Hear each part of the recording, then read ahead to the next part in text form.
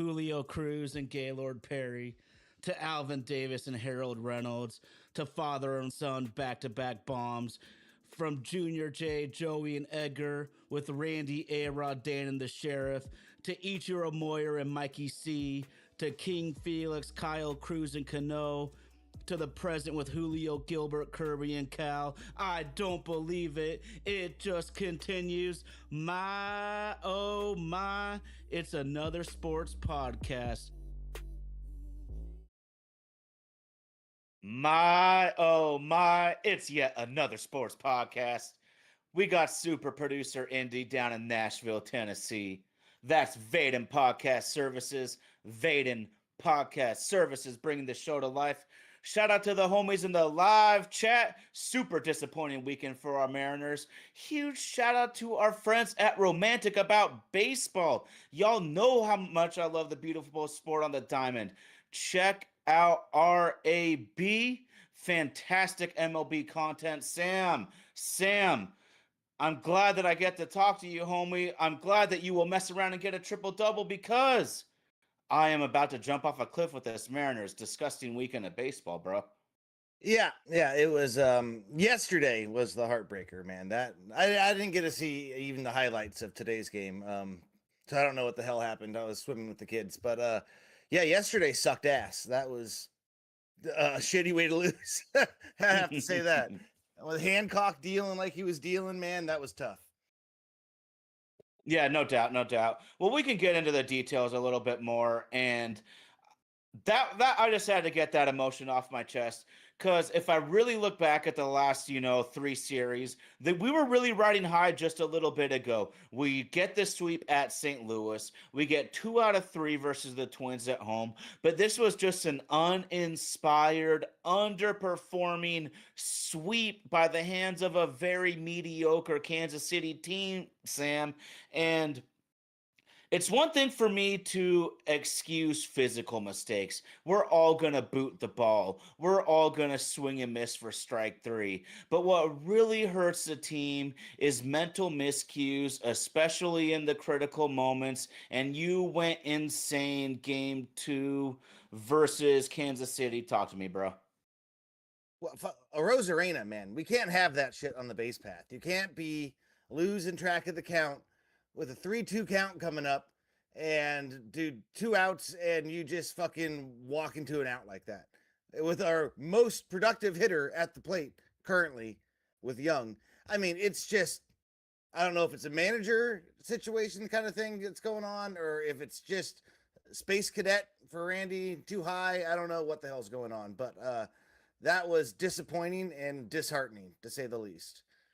Well, we know that there is world-class marijuana dispensaries in the state of Washington, Sam. Some of these guys might be coming to the game like a space cadet here, but that's really frustrating too. And Randy's had such a good season overall. One of the only guys that's had any sort of consistency at the plate, but just a critical base running blunder right there. The kind of like the equivalent of a T-baller just staring out into the middle of nowhere. You expect that from a T-baller, not a dude that's looking to try to get $100 million contract coming up in the offseason, Sam. And then I would add in game 1 versus Kansas City also, I don't want to pile on Randy, but we got to point these things out, man. It is late in the game, and it is the most obvious middle strike anyone's ever seen. He calls for a challenge. The umpire and Salvi are laughing at him because it's such a ridiculous challenge. Of course, it's strike 3. Him and Salvi are jawing at each other, and if I was Salvi Perez, I'd be talking that shit too. Like, bro, how dumb are you? Go to the bench. Yeah. And Randy has had a hell of a season. As a team, they need to back him up. They need to sternly let him know that this shit is unacceptable. We're between a rock and a hard place, though, Sam, right now, because in a perfect world, I would bench Randy for a game to make sure he knows that he needs to be ready. But I look at the lineup they put out on Sunday, and it's not a major league lineup. So what's Dan supposed to do right now? Are we supposed to bench a guy when there's only 5 true big leaguers in the lineup? It's a tough one right now on that. Yeah, and that's the thing that's so hard to judge with this little slump that we're in the last 3 games at least is because we haven't had Cal the last two games. Donovan's been out for going on 2 weeks now, and he was our most productive hitter before Cole started taking over that mantle after Donovan got hurt. So it's kind of just hard to see where exactly we are. I'm not panicking by any means. It is what it is. It's baseball once again. Teams shit the bed every now and then. They go on slumps. As long as it's not a sustained thing, I think we'll be fine. Because who else is there in the American League besides the Yankees that's really Mm. you know differentiating themselves from the rest of the pack, really sticking out And as an elite specifically, team? the AL West is as mediocre as any division in baseball right now, literally. Yeah, AL West is the most winnable division. So the Mariners and every team in the division, frankly, are extremely fortunate that all of them are barely able to stay above 500 at any point. Bumba Clot! Man, yeah, those hot dogs look good. 51 inches. Y'all got to be kidding me, man. Dude, even the stickiest of icky ain't going to get 51 inches done by herself, homie. Sam. yeah. I don't know what he's referring to, but no, I Okay. don't think I Well, can. okay. I want to throw it down right now. We're going huge sidebar. This is our childhood. The legendary Randy Johnson was honored this weekend. And number 51, we know, is a special number for the Mariners franchise with Ichiro Suzuki and Randy Johnson, both Hall of Fame players, both Hall of Fame Mariners. Randy was honored this weekend, Sam, and they had a 51-inch jumbo dog with all the fixins in honor of Randy and Ichiro. 51 inches of hot dog and fixins. You could find it on Instagram in 1 second. But yeah, that was going down this weekend. Yeah, no thanks on that. Yeah, I'm good. I'm good. I thought he was talking about a Rosarena because we were just talking about him, so that's why I was confused. But yeah, dude. Yeah, what a shitty way to lose that Randy Johnson game. I'm bitter about that. I am Well, 14 Ks by seething. Emerson Hancock. And let's Yeah. spin it into a little bit of a positive here. Because I do want to talk positives, man, because you get swept by a very mediocre team. It leaves such a shitty taste in your mouth. And it's also just a bad brand of lackluster, no attention to detail baseball, Sam. But Emerson Hancock with 14 Ks, 7 innings. We spoke on this already, where the analytics crushed him last season. Right now, the analytics just love Emerson. What a complete flip there. And I'm telling y'all, that sweeper is real, man. You called it, Sam. The different arm angle and now the Mhm. confidence and command with that sweeper. He is using it 25% more this season compared to last. Significant jump, and this guy is going to be an all-star if he keeps rolling like this. Yeah, no, he definitely will be. I mean, I think they styled his delivery kind of after Woo with that kind of a three-quarter Mm. arm slot, like, and that fastball has a little rise to it because he doesn't throw gas, but when it's coming at you and it looks like it has some rise, it seems a lot quicker than it is. And it just goes to say the Mariners are good at developing pitching talent. I'll say that they've Oh, shown great, that great. year after year. And I don't know if everyone heard this, but Cade Anderson was on record saying, as a top pick in the draft, knowing that the Mariners had the third pick, he wanted to be a Seattle Mariner. This is a dude from LSU. He has to go as far across the country as he could possibly imagine to start his pro baseball career. And he wanted to come to the Seattle organization because of their outstanding track record of developing pitching, like you just noted, Sam. You also noted Brian Wu, and this is the cat and mouse game of Major League Baseball, man. Brian Wu has been the best starter for the Mariners for 200 Major League games, and now he's been annihilated his last two starts. Yeah. I'm not going to throw him out at all, Sam, but it looks kind of obvious to me that he is just getting way too much of the plate right now. If you're not painting the edges in this league, they're going to get you, and we might need to see a little bit more off speed and junk from him because they're ready to hit the fastball. Yeah, no, they're teeing off on him right now. The last two games haven't been great for him. But I'm curious what you think about Cade Anderson. Is he coming up this year as a Yes. starter or a reliever? Uh, I think it's a I foregone think conclusion. He's coming up, but yeah, yeah. Foregone conclusion. I mean, Sam, look at this. He's got and double A 0.37 ERA. He's got 38 Ks and 24 innings with a .7 whip. Dude, according to ChatGPT, they think that Cade could be up in July at earliest. July is a major stretch. Realistically, it's August to September, and I was major on the David Price track, Sam, because he is so close. He is such a stud. If we coach him up right, he'll be ready. We absolutely need him. I want to go to the live chat on a few things, Sam. You, I gotta ask you, man. What's up with Cal, man? Do we need to worry at all about this injury? It seems so vague. That's a little bit why I'm worried. Is usually the Mariners are pretty specific and they're not really saying much at all about Cal. And like I said, with this lineup, we need Cal so bad. Cal, we Yeah. need you, bro. Doctors, come through. What I heard earlier, I mean, they're waiting on imaging still. And so it's kind of hard to be conclusive one way or another. Ooh. But it didn't seem they're overly concerned with it and they're just being cautious. But I believe they're waiting on imaging, the last I heard. Okay. Well, I mean, we're gonna cross our fingers on that one. One thing I want to get to, Sam, is I really thought the Mariners were a bat short after the dust settled in the off season. And Munataki is the home run king in the American League right now. He's got like a 2-year, $34 million contract. The Mariners fumbled the bag on this one. It was such an affordable look. And the homeboy from Japan would probably rather be here in Seattle. No offense, Southside. We know Seattle is legitimately a sister city of Kobe, Japan. That's the type of closeness these two regions have. So it just bums me out because Munataki is hitting moonshots like a mother. He is the best bargain in baseball right now. Yeah, no, would have been real nice to have him on the club right now. That's saying the least right there. We need it. Um, I mean, look at yeah, Revis has got a freaking OPS of like 450. A 450 OPS out of your third baseman, man. And I love little Leo, but we're putting guys in the wrong position. Sam, what did Coach McDonald? I see you repping that Seahawks gear I love so much. What mm-hmm. did Coach McDonald and his staff do so freaking well this year? What'd they do? Put guys in places to succeed, played to Yeah, their and the strengths. Mariners are doing the opposite right now, and it's Yeah, because they don't have the ammo. They don't have yeah. the ammo to necessarily put the guys in the right spots. Then we get a Matt Brash injury, brother.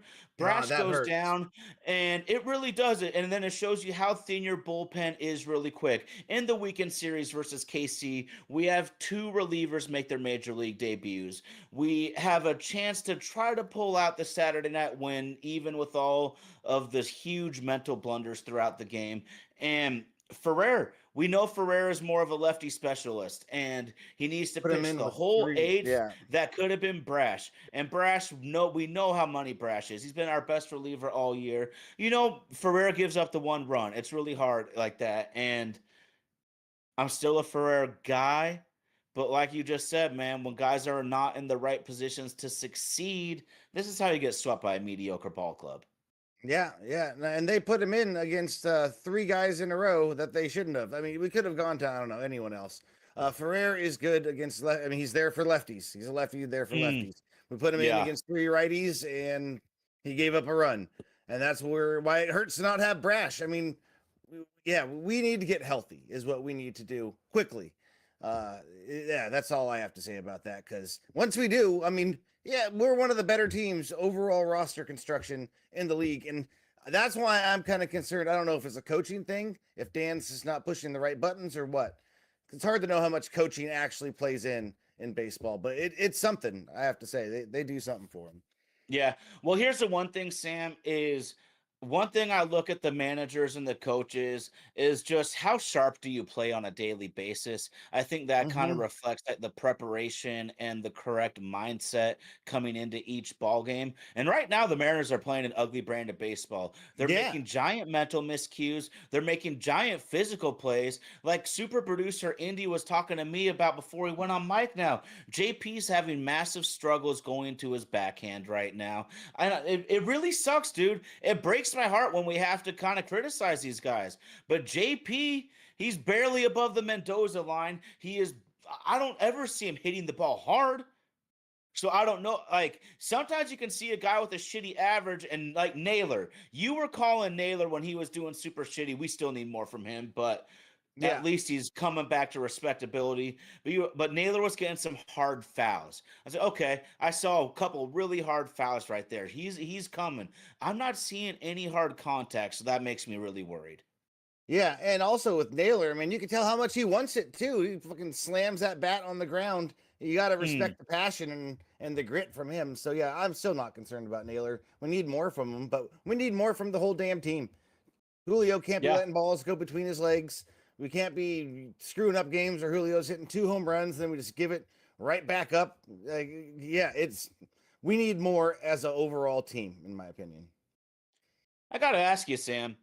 I'm not even saying the Mariners necessarily did the wrong thing as an organization, but is there a chance that this whole Colt Emerson getting 90 million guaranteed without playing one major league inning caused a lot of dissension in that clubhouse? No, I don't think so. No. No. You just keep your head down and work? Yeah, I don't think players bag check each other that much when it comes to that. Okay, And I would be pissed if I was JP, one person in particular, but I don't know if where he has a foot to stand on right now because he he has not doesn't. been JP for what 100 about 200 games. Like I said with Lou, like if we count last season and now, JP ain't been JP for about 200 games now. Yeah, and it's a business. I mean, you know what I mean? Teams are going to handle their contracts how they're going to handle them. It's a smart move for both the organization and the player. And so I don't see the team getting too upset about that. They know that Colt is like one of the, he's a dude. You know what I mean? He's going to come up and he's going to have success. And so it was a smart move. And I don't think the players are holding it against the team for doing that. Okay. Okay. I like that perspective. I always get a little worried, man, because this money shit's real, dude. And let's go back to our childhood, man. Maybe you and me, our favorite team in Seattle sports history, possibly the Rain Man in the glove. They brought in Jim McIlvaine, gave him the bag, and said, Sean, you're not good enough. Jim McIlvaine wasn't even good enough to be a third string center in the Shaq Yeah. era where you had extra centers just to foul the motherfucker. So we Yeah. know that this money can be a real thing. That's why I bring it up. But I like your perspective trying to calm me down, Well, Sam. like the Percy Harvin situation where they're paying an outside guy a bunch of money or anything like Yeah. that. Either he is, we drafted him, high draft pick. He looks promising. Why wouldn't we take to some of those free agency years and keep him for longer? Like, yeah, I think it was a smart move, and I don't see anybody getting butthurt over it. Okay. And I mean, I think a lot of the Mariners' problem happened in this offseason, Sam, because they signed Naylor very early in the free agency period, but then it's just quiet the rest of the time. We trade for Ferrer, but I always thought we were an arm short. I always thought we were a bat short, and Mm-hmm. it only takes a couple few injuries for things to get thin really, really quick. And I stand on this, man. The Mariners, that was looking more like a AAA Tacoma lineup on Sunday. Yeah, I'm glad I didn't see it then because I saw they had 4 hits. I think is all. Yeah. Something like that. I heard it was bad, but yeah, I didn't see any of it, so I can't speak too much of what happened. Well, I shout out to my saw. man Rick Rizzo too. Shout out to Rick Riz and Gary Hill because they always bring it to me wherever I am. Yeah. Huge sidebar. Rick Riz, very last season, so I am soaking in Rick Riz like a mother. He is an absolutely fantastic, fantastic commentator, fantastic Mariner. Sam, speaking of fantastic Mariners, Brendan Donovan, we need him back. He had a Hmm. 954 OPS this season. Just a great player, but I think we need to be realistic, Sam, because I'm looking at his track record now. Brandon Donovan's a great player, but he misses games. Period. In his career, Sam, 126, 95, 153, 118, and 18 out of 40 or so this year. Brandon Donovan's only been able to play a full season once in his career. So he is a fantastic player, but I think we need to temper our expectations to what his track record's telling me. Yeah, you're probably right. I mean, And he it seems, happens. yeah. Well, Guys that play hard are going to get hurt more. That's why some guys like don't run hard to first base, and I don't kill them for it anymore because guys get hurt. I mean, and so there is a give and take for a one. Like we love the guys that play hard. I do too, but there is a give and take in the baseball season about that thing. yeah. As I say, the best abilities, availability sometimes, and if you're not on the Mhm. field to help your team, doesn't matter how hot of a player you are, you're not there. Um, yeah, I mean, God, we need him. We need him, and he needs to get back. I think he's coming back this week, right? Is this the Yeah, last I mean series he's he's going to slated to miss? come back any day now. The ESPN projections had him at May 2nd, so he's due. He is due any day now. I mean, I wish he was back already. Maybe they're waiting to settle in here on the road. I'm not sure, Sam. I do this has kind of been a little bit of a negative episode, but I do want to bring some optimism because there are some really, really great things I'm seeing. Two guys I want to shout out. Julio Rodriguez, in the last Mm-hmm. 15 games, he has a 986 OPS. He had a terrible fucking error in game two against Kansas City, but overall 986 OPS the last 2 weeks, Julio. And then Cole Young, we know the fantastic defense, the highest WAR on the team. The last 15 game, Cole is hitting 327 with a 775 OPS. Julio and Cole Young. We got a bunch of misfits in there, but these two are holding it down. Yeah, it's the best start to Julio's career that I've seen so far. I It's mean, he's exciting. yeah, it Easily. is. It is because Easily. once the weather heats up, he really starts to heat up. Yep. So yeah, I'm really pumped to see what he's going to be doing throughout the whole year now. And that error, I mean, it was awful. It was egregious. I don't know if it cost them at all because I think that run was scoring no matter what. It would have been It maybe a would have close taken a play at the miracle plate. throw. That's Yeah, like a one percenter, you know. yeah. And so, I mean, if they would have got another run, then I might be a little more angry about that. But it's still a boneheaded play. It was just the accumulation of all three of those that was disappointing. And yeah, I guess we are a little negative today, but more like we're just being real about it. It is Yeah. what it is. We're not going to sugarcoat the shit.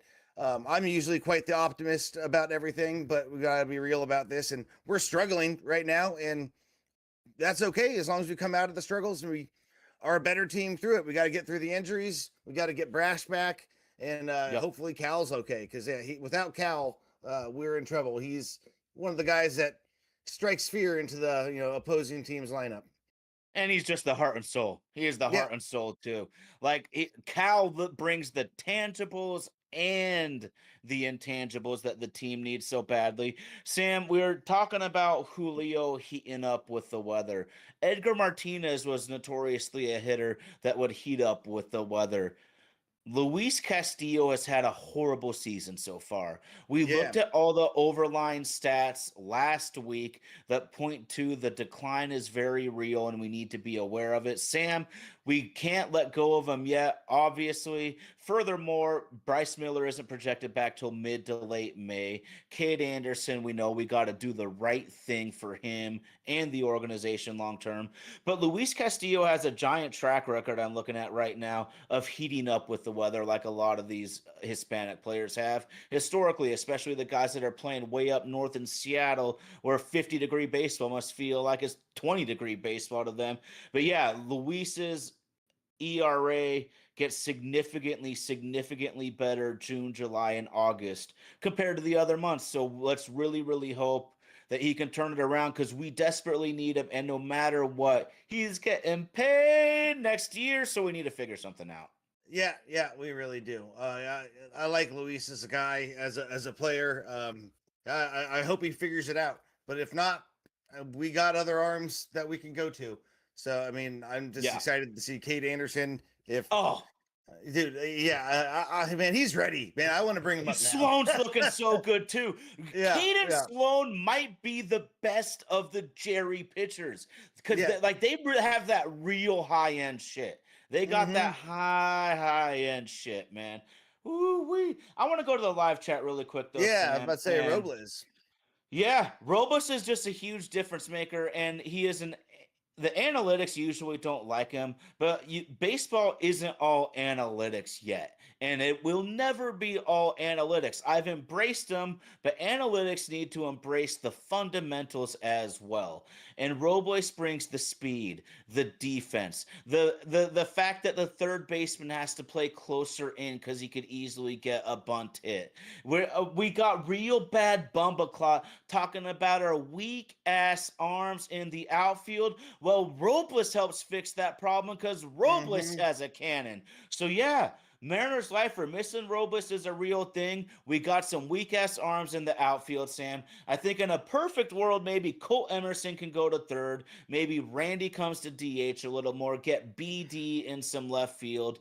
But man, we need JP to step up. We need guys to get healthy, man, because it's just really tough when the bottom third of your lineup seems like it's going to be 0 for 12 every time.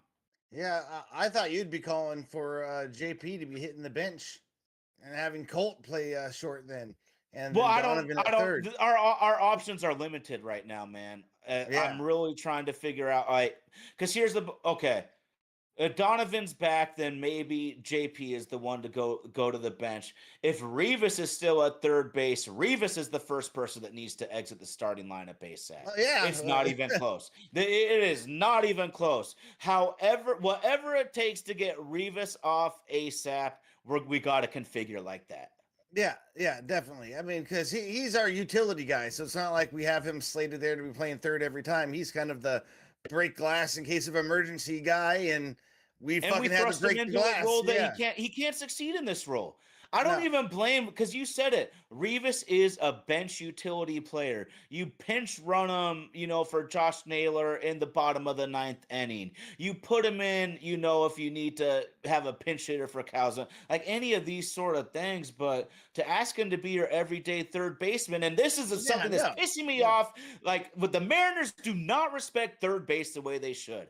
I love the Mariners, but I absolutely hate the way they disrespect third base. They think they Get can put passionate, any Ty. fucking Get ball. I passionate. am passionate, man, Yeah. because there's a reason I played second, not third. And it's because third base takes a great fucking baseball skill set. You have to be Hmm. fearless. You have to be a little crazy. You have to have the quickest reflexes on the team minus the catcher. You have to have a cannon for an arm. These are attributes that ton of great ball players like a Brendan Donovan might not possess because I think they're special qualities, and I just think the Mariners disrespect the position the way I think that you should as an organization.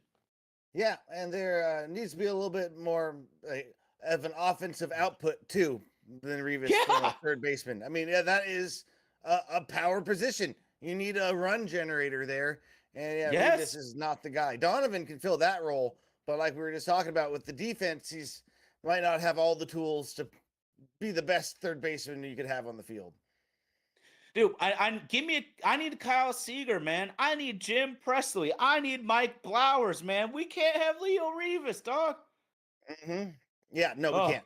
We can't at oh my all. gosh, I'm getting a little crazy here, man. I'm sorry, Yeah. but it because Dan may has made some tactical errors this year that I feel cost the team a couple of games. I also, in my heart of hearts, Sam, feel managers are going to cost their team a few times a year. You got to weigh it out. Do they make the right move more often? Managers make the wrong moves all the time, dude. It's 162 baseball season, so you got to just weigh it out, man. But right now, the manager is not given a fair deck right now, man. I don't see a given the injuries and the underproduction, I don't see a playoff quality team right now. There's the talent to turn it around. There's the talent to turn it around. Like Texas Rangers said, our division sucks. So thank the Lord, the Mariners are right in the mix. We are getting swept by mediocre Kansas City and still only 2.5 back. So we're all in this thing. It's got to turn around though, man, because there's some disappointing things out there. Yeah, from the live chat, Kaiza music greetings from Serbia. Hell yeah, greetings from here in Wow. Washington too. That's wild. That's wild. Hit us back, man. I got a question about the globe. Is Serbia, what season is it in Serbia? Fall, winter, summer? I know around the globe that we got different seasons at the same time, so I'm curious about that. Serbian Mariners fan, possibly. Now that's Yeah, some crazy, yeah. crazy shit, dude. That's wild. Welcome, That's wild. Kaiser. As everybody knows, man, my oh my, we have always been an inclusive show, man. This is about bringing the people together. You can talk your shit, let your opinions fly. Just keep it between the lines, man. We all got family. We all got people out there that love us. Sam, I do want to get into a little bit of football talk. Anything else on the Mariners, or do we want to get into a little bit of divisional shit talking? Let's yeah, move on to a better topic right now. The Mariners Well, aren't the best well, one. Sam, you know what? There was one player that was easily the most polarizing pick in the entire draft, no matter what fan, analyst, coach, or GM you ask. Ty Simpson, quarterback out of Alabama, goes to our rival Rams. What are your thoughts, bro? I love it. Absolutely love it. Couldn't be happier for the Rams to get him. It won't help them at least for a couple of years, if ever. So that's great. They could have gotten a playmaker to help them this year, and they didn't. They're in a window right now, and I guess they're trying to juggle keeping the window open and going for it. But fuck, man, you got to go all in when you have Stafford playing at the MVP level. But it's great for us. So yeah, I'm happy. It's the best pick of the whole day, in my opinion. Hell yeah, man. And it's not even an indictment on Ty Simpson either. Okay, and for y'all, the record, apparently Kaz is telling us He's a Serbians White cheer for Sox the fan. White Sox. I should have known better. That is not knowing my geography and culture very well. Nonetheless, Sam, that's why I'm up here yelling for the Mariners and Seahawks, dude. What I see here is exactly like you did, man. They could have drafted Ruben Bain. Ask Mm-hmm. all three divisional rivals, do you want Ruben Bain or Ty Simpson on the Rams? Uh, do I? Who do I want? Yeah, We want Ty Ty Simpson. Simpson. Yeah, But I yeah, mean, it's crazy. Could you imagine Ruben Bain versus Turner Young? yeah. I mean, that's already a damn good pass rush. Bain might put him over the top in terms of getting that Super Bowl winning pressure, bro. And so I know you're kind of lukewarm on Trent McDuffie. I just gotta like Well, I actually depends where like you Ty play him. Simpson. But He's a but I great mean, what are we slot talking corner. about? Like those 15 starts, Sam? And then I heard some of the guys that know so much better than me. Like people are starting to look at the math now. He's gonna like if he sits for 1 or 2 years with the Rams, he'll have started like 1 year of football out of like 5, 6, 7 years. Yeah, that's what I said last week. Exactly what I said. Yeah, What he'll have played one I full don't even season in 6 years. I It's wow. wild. I, It's wild. I'm a Sean McVay guy too. I mean, how could you not be? If you like, you can hate him as a rival, but if you don't respect him, and I can't respect your opinion after that. But this really seems like kind of a crazy move. Do you think this is more of a GM move? I'm not really sure what to make of it. Sean McVay looks like he was putting up a stink. It might just be to make Stafford feel good. I don't know. Yes, that. The stink was to make Stafford feel good. The GM's not doing a goddamn thing, especially drafting a quarterback without McVay's blessing and McVay's Yeah, input. yeah, yeah, yeah. He's just not. Like yeah, he would be gone so quick. If the owner is choosing between McVay and the GM, they're choosing McVay 10 times out of 10. Absolutely. And so yeah, Yeah, I don't. yeah, Yeah, yeah. there's no chance they didn't consult him on that, and he gave the blessing, and he's just trying to massage hurt feelings right now. Yeah, That's yeah, my and read that's on it. smart. That's smart, Sam. I'm kind of looking here, and the Rams are completely dedicated to going to that 13 personnel, man. They're loving their tight ends. Max Clare, he's kind of a universally loved tight end out of Ohio State. Ex Seahawk Kobe Parkinson had a couple of critical drops, and so I think they might be wanting to get younger, better, and cheaper for Kobe's exact spot. And then I'm just looking at this, Sam. It cracks me up, man. You want to talk about the COVID NIL era? Their third round offensive tackle, Keegan Trost, 6 years of college, 7 years. Their third round offensive tackle played 7 years of college football. Yeah, that's wild. Is he a brain surgeon Yeah, or a tackle? well, that's going to be the interesting thing coming out of college now is with the guys having so many more like playing years. Because you can have guys playing like just this guy 6, 7, 8 years, some shit like that, and So you're having some 24, 25-year-old rookies coming into the league. And I Mhm. guess if they take their time, and I heard got a video interview with somebody, I forget who it was, about how he was using a lot of his money to kind of do what the NFL players do, is keep his body right, hire nutritionists, cryo chamber and all this. So I mean, if you're picking a guy who's 24, 25, has the right mindset, right mentality, and you can Mm. get production out of him right away rather than having to wait the 2 to 3 years till most rookies pop off, it could be a very good thing. For it depends on the position though, because as we know with halfback, Oh, their most productive years are the first year or two in their career, and then yeah. after that it's usually a little bit downhill. And so it all depends on the position. But yeah, the whole NIL thing brings an interesting wrinkle into this whole NFL situation with the draft. Yeah, very interesting. That's a lot of great shit right there, Sam. That's a lot of great shit. And one thing I think about NIL in terms of the draft scouting process is I think going forward we're going to have much thinner drafts in terms of talent up into the late rounds because we're going to see so many more of those mid to late guys returning to school. If I can get 500, if I can get a mil point two instead of the Yeah. unknown as a sixth or seventh round pick, we're seeing guys do that already. But in terms of scouting the top of the draft, it should be more accurate. I don't know if it will Yes. become more accurate, but because these guys are returning to school more, they're advancing levels. There is less and less secrets, and you're getting older, more mature men. I mean, Sam, Yeah. we got to be real. I think all of us felt like we were a much more mature person at 24 compared to 20.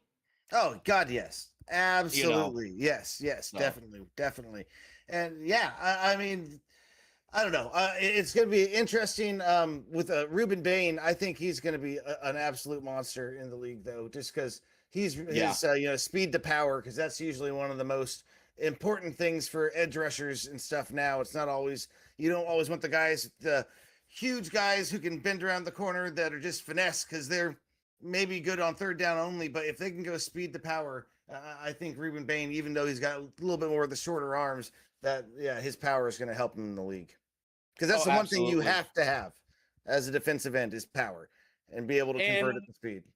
yeah, and we've noted it earlier, Sam, throughout the entire draft process, is the numbers show us that there are vastly more successful edge rushers with short arms compared to offensive tackles with short arms. It's not even close. So I'm gonna do a quick U-turn here because I love the live chat so much. Real bad bumba clot. The Indianapolis Colts have made a trade that seems like it might have backfired a little bit, but he's asking about their linebacking core, and Bryce Botcher out of Oregon is a hammerhead. He is a hammerhead. I love that. But the real find is CJ Allen. Super producer Indy loves him some CJ Allen.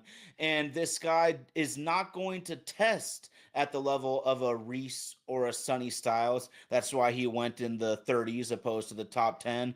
But Allen is your typical, really smart Georgia Bulldog green dot. I know there's a lot of kind of dummies in Georgia football. Don't get it twisted. But if you're calling the plays for Kirby Smart, you got major football IQ. I promise you that. CJ Allen is a thumper. He's going to kick your ass. He is super smart, Sam. And I wouldn't be surprised at all if CJ Allen ends up being Defensive Rookie of the Year.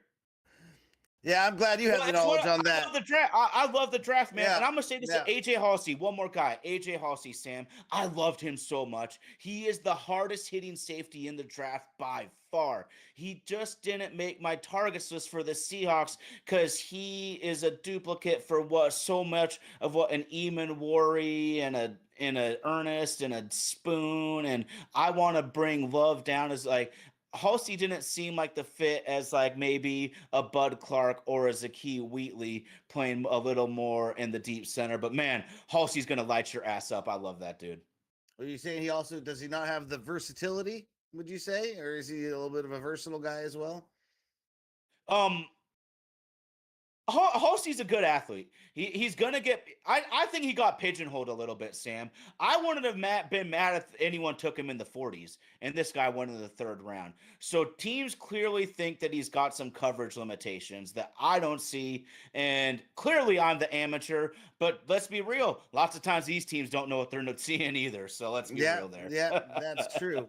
And Jadarian Price looked jacked at rookie minicamp. I wanted to point that out. It looked Preach. absolutely jacked. I don't know if you just saw some of the pictures. He just looks like Oh, a monster, dude. Yeah, next to the other rookies, his arms are just gigantic and the legs. So I am oh, and I saw excited a after video seeing that. where Price was running a little option out route, effortless, smooth route runner and catcher. It was there.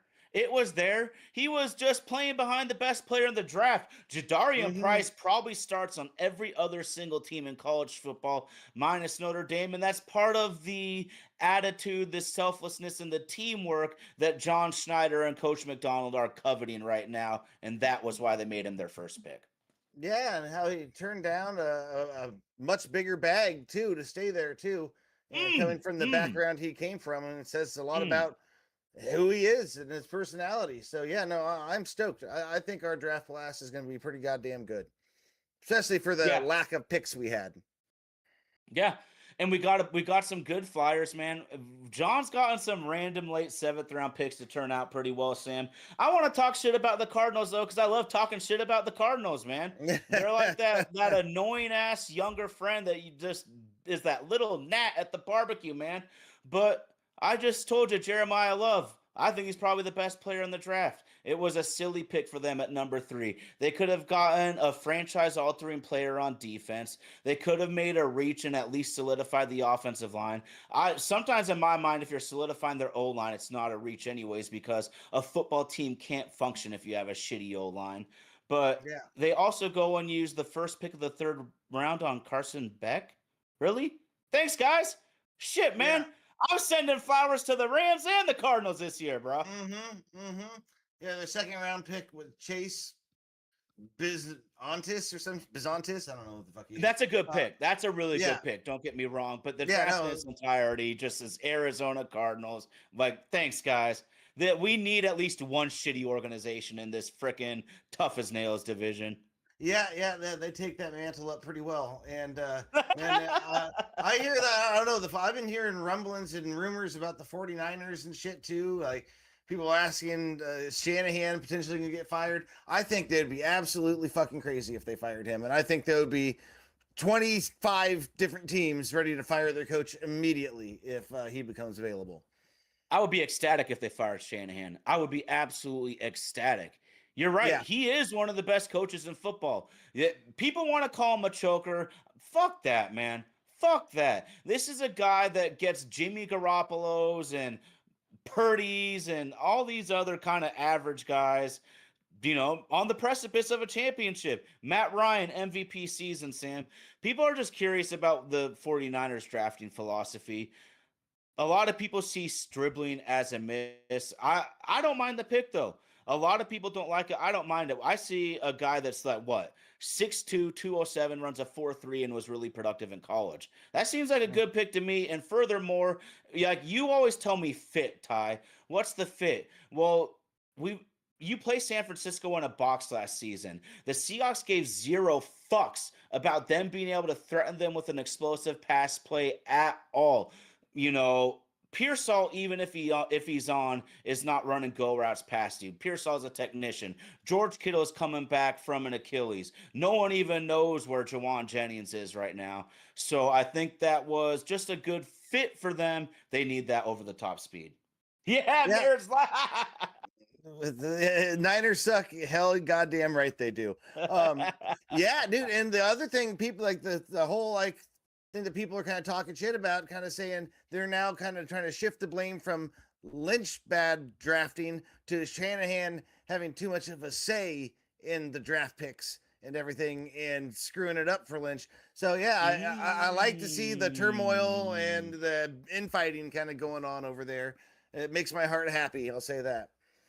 Well, one thing we know for a fact, Sam, in every pro sports franchise, there's different organizational hierarchies in all of them. And they can also change. We've seen, Pete Carroll was the boss and John was second in charge. Then it flip flopped. then Pete was fired. We know for a fact that when it comes down to it, Kyle is the boss in San Francisco.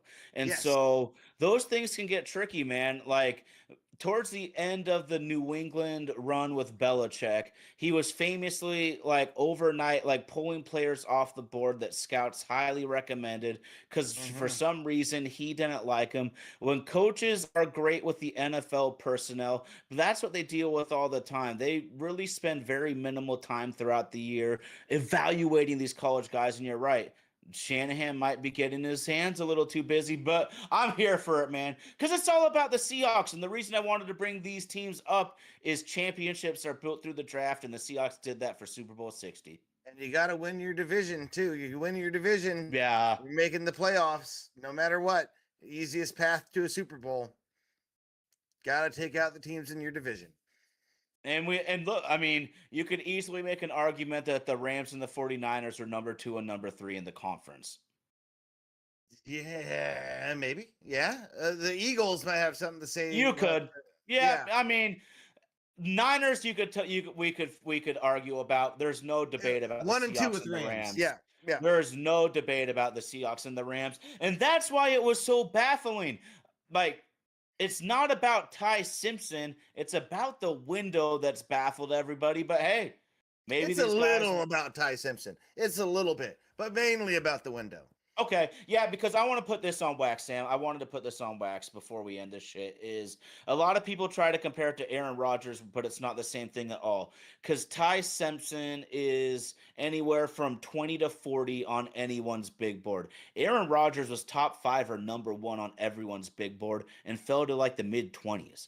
There Yeah, is that was nothing wild. similar about taking a high second round quarterback at 13 opposed to taking the possible best prospect in the mid 20s. There's nothing similar about that.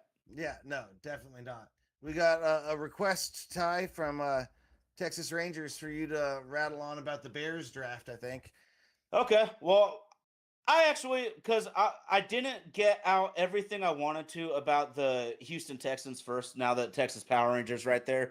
And you know I'm a huge Caden McDonald fan. And I think this was, I didn't say this specifically about him, but this is such a tremendous move for the Texans because your number one game plan against that team right now is how do we slow down the edge rush? And so Caden McDonald is going to force more second and longs. Caden's going to force more third and longs. The exact opposite you want against the Texans is playing long down and distance. McDonald might help unlock that. I still like my Seahawks anyways. Gray Zabel ain't scared of dudes like that, but no, real talk, huge move. Sam, I think that the Seahawks were all over Logan Jones. He is obviously on the Bears. Athletic Iowa center. We said Mm-hmm. this about our guy, Bo Stevens. You can't go wrong with the athletic centers. Nope. We know local star Brock Hewer just loved Logan Jones. Just and Yeah. Dylan Thieneman's an awesome fucking pick. Sam, if Thieneman lasted to 32, I think the Seahawks would have figured out running back later. Maybe even traded for a veteran during training camp. Because Thieneman on film shows that amazing deep center range. He can also be an excellent nickel. He tested off the charts, and they're trying to copy the swag of the Seattle Seahawks with a couple of dynamic safeties. Real talk though, good luck, Kobe Bryant. Yeah. Yeah. It's going to have some competition back there in the backfield. Yeah, I like what the Bears have done so far in the offseason. I mean, I feel I'm happy for the organization to actually have some hope for the first time in a while, a couple decades at least. So we'll see how it all pans out. I kind of like the tight end prospect they had too. What's his name? Roush. Oh, Sam Roush. Yeah. Everybody loves Big Sam. And there's another school, Stanford, renowned for tight ends. And Sam, I want to point this one out too. Is I've been waxing poetic about the Seahawks putting an emphasis on return game, considering the new kickoff rules. Xavier Thomas will probably have less than 5 catches for the team, but he could make an immediate impact in the return game. We saw Rashid Shaheed be a game changer on a championship run. It looks like other teams are looking for that value also. Yeah, but I want to say I do predict a little bit of a downturn for the Bears next year in the Mm, division. I just do. I mean, interesting. I think they had some lightning in a bottle with the quarterback more than a few goddamn throw it up in a prayer and prayers being answered kind of Mm. plays, and we'll see if they can build on it. But if anyone in that division is going to have a slight downtick, I think it'll be the Bears. Okay. Okay. Well, and they needed edge help and were unable to get it in the draft. And Poles was criticized for it, and I'm cool with it. All he needs to do is answer. It would have been just bad reaches on our boards to go those directions. And that's just somehow how the draft crumbles, especially in a one as thin as this year. Yeah. Yep. Yeah. Definitely. Next year, I'm excited for that draft pick, all those drafts, because And our it'll be Seattle crazy. Seahawks got 11 picks. Our Seattle Yeah. Seahawks got 11 picks. We're going to have like 3 or 4 fifth rounders. And we know the Seahawks aren't going to make 11 draft picks. We know that there aren't going to be 11 open spots on the roster given how good this squad is. But we know John's going to be able to use that extra capital to get that to the spots that he needs to get to. When John wants to move up, it is always with great success. We're talking Cam Chancellor, Tyler Lockett, Nick Eamon-Worry. When John Schneider targets a guy and thinks he needs to move up, it is always a home run. And don't rule out in-year trade too, Yeah. because that Okay. I think that's as likely as anything. What year? Oh, you're talking like a hasn't trade deadline move. Trade deadline Yeah, move, maybe? Oh, absolutely. yeah. Trading a Yeah. pick for a piece that might not be like a missing piece, but one that will help us improve our chances. Like, And who geez, knows? Maybe Max Crosby's going to end up back on the market again, and we only have to pay yes, him half the money to get a Super Bowl run, which could be incredible. and our pick has the exact same value as everyone else's now. Right now, Everyone because else's, we have yes. shit value. We went over that, man, because I was so curious. Fans are like, good. The Ravens made that trade, number 14, for the Seahawks to go from number 32 to number 14. We had to Wasn't trade gonna our happen. entire 26 haul plus next year's third. You just can't do it. No, you can't. And yeah, right now we all have the same pick. Everyone's team thinks they're going to go to the Super Bowl, and so you know what I mean. Like, we're in the same position as everyone else, and I think we have a much better chance to land him. And I would love it if we do. And Don, Mariners lifer. Oh, go ahead. Oh my God, I'm that getting crazy. Fowler might be coming to the team. I know there'll be free agency visit, I think, coming up here pretty soon. He was on my wish list. He was on my wish list. Legitimately on my top 5 targets. Sam, there's another guy on the block that we got to talk about before we hit it, dude. Cam Jordan, man. And I always wanted a speedster 4-5 type of guy to be another in the pass rush package. But that ship has sailed unless we trade a high draft pick from next year's lot. Cam Jordan, I believe, still had what? I think he had a double-digit sack season, even this late in his career, man. Maybe this could be maybe we just get a bunch of old defensive ends and kick ass and take names with these old I'm about to say guys. sign both, maybe. Who the fuck knows? I mean, because We have got the like money. 30 million. We have the money. Do it. And yeah, it's not gonna do anything for us sitting in the bank. So might as well spend some of it. Pass rush depth is the great equalizer. Yes. Every time we see a line surprise depth. Super Bowl winner, Line it's depth the overall. pass rush depth. Yeah, line depth. Good point. Because you got to have the run stuffers as well. I'm saying you're right. You got to have the line depths because the run stuffers are equally as important because you can't rush if you don't stop the run. Sam, let's fucking do it, baby, man. The Mariners, Yes, sir. tough one. Tough one. We'll bounce back. They need to get their heads out of their asses, though. No question about it. Yep, they do. Yeah, it's another week of baseball coming up, and I think it'll be a better week if we get our guys back. Yeah, no doubt, no doubt. Health is going to be a huge factor, man. Can we be like one of those Pokemons and give them some fruit, help revive them a little bit? Right? Let's Yeah, freaking go, that'd baby. be nice. Let's do it. All right, baby. Well, oh my, it's another sports podcast. We got super producer Indy. That's Vaden Podcast Services. Vaden Podcast Services. Shout out to the live chat. Thank you for all the knowledge. Thank you all for all the energy. Shout out to my homie Sam. It's your boy Ty. Oh my, it's another sports podcast. Get back on the horse, Mariners. All right, let's do it.